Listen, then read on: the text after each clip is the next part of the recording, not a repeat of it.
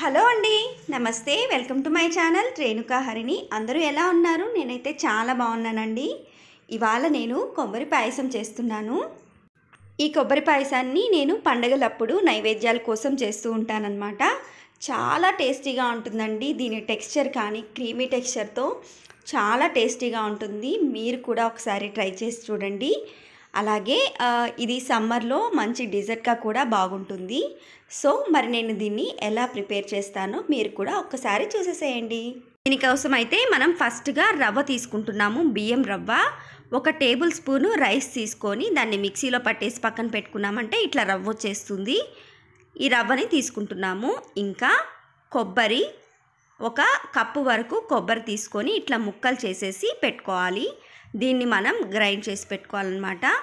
మెత్తగా మిక్సీ పట్టేసుకోవాలి. వెన్నలాగా రావాలి. అంతవరకు మనం కొద్దిగా వాటర్ యాడ్ చేసేసుకుంటూ మనం మెత్తగా సాఫ్ట్గా మిక్సీ పట్టేసుకుందాము. నేను చూపిస్తున్నాను చూడండి ఎట్లా వచ్చిందో. ఇలా ఉండాలన్నమాట. ఈ టెక్స్చర్లో ఉండాలి. వాటర్ ఎక్కువగా వేయకూడదు. ఇంతవరకు ఉంటే సరిపోతుంది. ఇలా మెత్తగా తీసేసుకొని ఇక మనం కొబ్బరి పాయసం ప్రాసెస్లోకి వెళ్ళిపోదాము. దానికోసం అయితే నేను ప్యాన్ పెట్టుకున్నాను. దాంట్లో కొద్దిగా నెయ్యి వేసుకోండి. 1 స్పూన్ నెయ్యి వేసుకుంటే సరిపోతుంది. ఇందులోకి నేనైతే జీడిపప్పు ఇంకా బాదం వేసుకుంటున్నాను. మీకు ఏది అవైలబుల్గా ఉంటే అవి వేసుకోవచ్చు. నేను ఈ 2 కట్ చేసేసి ఇట్లా వేసేసుకొని లైట్గా ఫ్రై చేసేసుకుంటున్నాను. ఇక ఇవి ఫ్రై అయిపోయాయి కదా, కలర్ చేంజ్ అయిపోయింది. దీన్ని మనం వేరే దాంట్లోకి చేంజ్ చేసేసుకొని సేమ్ ప్యాన్లో ఇంకొద్దిగా నెయ్యి యాడ్ చేసుకోవాలి. ఇందులో మనం మిక్సీ పట్టి పెట్టుకున్నాం కదా బియ్యాన్ని, ఆ రవ్వని మనం యాడ్ చేసుకోవాలి ఫస్ట్గా అయితే. దానికోసం నేను 2 స్పూన్స్ వరకు రవ్వ యాడ్ చేసుకున్నాను. దీన్ని లైట్గా ఫ్రై చేసుకోవాలి. కొద్దిగా కలర్ చేంజ్ అయితే సరిపోతుంది. అంతవరకు మనం అట్లా కలుపుకుంటూ ఉండాలన్నమాట. తర్వాత మనం బాగా సాఫ్ట్గా గ్రైండ్ చేసి పెట్టుకున్నాం కదా కోకోనట్ని, ఆ కోకోనట్ పేస్ట్నంతా దీంట్లో వేసేసుకొని ఫ్రై చేసుకోవాలి. దీనికి కొద్దిగా టైం పడుతుందండి. ఈ పచ్చివాసన అంతా పోయే వరకు లైట్గా ఫ్రై అవనిచ్చి ఇది కొద్దిగా వేగాక మనం ఫ్రై చేసి పెట్టుకున్నాం కదా జీడిపప్పు ఇంకా బాదం పప్పుని, ఇందులో హాఫ్ని దీంట్లో మిక్స్ చేసేసుకోవాలి. హాఫ్ మాత్రం వేసేసుకొని మిగతా హాఫ్ని మనం లాస్ట్ గార్నిష్ కోసం తీసి పెట్టుకోవాలన్నమాట. తర్వాత 1/2 లీటర్ వరకు నేను పాలు అయితే యాడ్ చేస్తున్నానండి. పాలన్నీ యాడ్ చేసేసుకొని కలిపేసుకోవాలి. బాగా కలిపేసుకొని మనం మూత పెట్టేసుకోవాలన్నమాట. చక్కగా మిక్స్ చేసుకోవాలి. ఇప్పుడైతే నేను మూత పెట్టేస్తున్నాను. ఇది 5 మినిట్స్ తర్వాత తీసి మళ్ళీ కలుపుకుంటూ ఉండాలి. ఎందుకంటే కొబ్బరి మనం పేస్ట్గా చేసాం కదా, అది అడుగంటినట్టు కిందకి వెళ్ళిపోతుంది. అందుకోసం మనం మధ్యలో మనం కలుపుకుంటూ ఉండాలన్నమాట.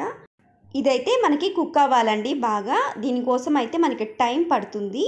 ఖచ్చితంగా కనీసం 15 మినిట్స్ వరకు మనం దీన్ని ఉడికించుకోవాలి. అంటే మనం 500 ml వేసాం కదా పాలు, అది హాఫ్ లేదా 300 ml వరకు అవ్వాలన్నమాట. అప్పటి వరకు మనం ఉడికించుకుంటూ ఉండాలి. కానీ మనం కలుపుకుంటూ ఉండాలి, లేదంటే అడుగంటుతుంది. ఇప్పుడైతే ఇది చిక్కబడిపోయిందండి. నేనైతే షుగర్ యాడ్ చేసుకున్నాను. 3/4 కప్పు షుగర్ వరకు యాడ్ చేసుకున్నాను. స్వీట్నెస్ ఎక్కువ కావాలి అనుకున్న వాళ్ళైతే 1 కప్పు వరకు షుగర్ వేసుకుంటే సరిపోతుంది. అంతకంటే అయితే అవసరం లేదండి. మరి స్వీట్నెస్ ఎక్కువ అయిపోతుంది. మనకి 3/4 కప్పు అయితే కరెక్ట్గా సరిపోతుంది. ఇది బాగా మిక్స్ చేసేసుకోవాలి. చక్కగా మిక్స్ చేసేసుకొని చూసారా టెక్స్చర్ ఎలా ఉందో, ఇలా ఉండాలన్నమాట. మనకి స్టవ్ ఆఫ్ చేసుకున్నాక ఇది కొంచెం చిక్కబడుతుంది. ఇలా తెల్లనిచ్చుకున్న తర్వాత ఇక లాస్ట్గా నేనైతే ఇలాచీ పౌడర్ ఇంకా సాఫ్రన్ వాటర్ని కూడా వేసేసుకుంటున్నాను.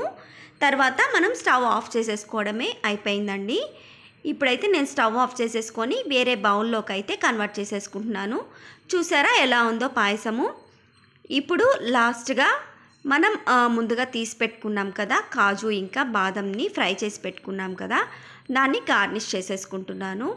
చూసారా మనకి ఎంత ఈజీగా సింపుల్గా కొబ్బరి పాయసం రెడీ అయిపోయిందో. చాలా సింపుల్ ఇంగ్రీడియంట్స్తో మనం కొబ్బరి పాయసం చేసేసుకున్నాము.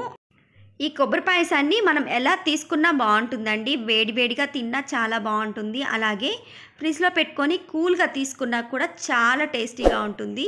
సో మీకు కూడా నచ్చినట్లయితే మీరు కూడా ఒకసారి ట్రై చేయండి. అలాగే వీడియో నచ్చితే లైక్ చేయండి, షేర్ చేయండి, ఇంకా సబ్స్క్రైబ్ చేసుకోండి.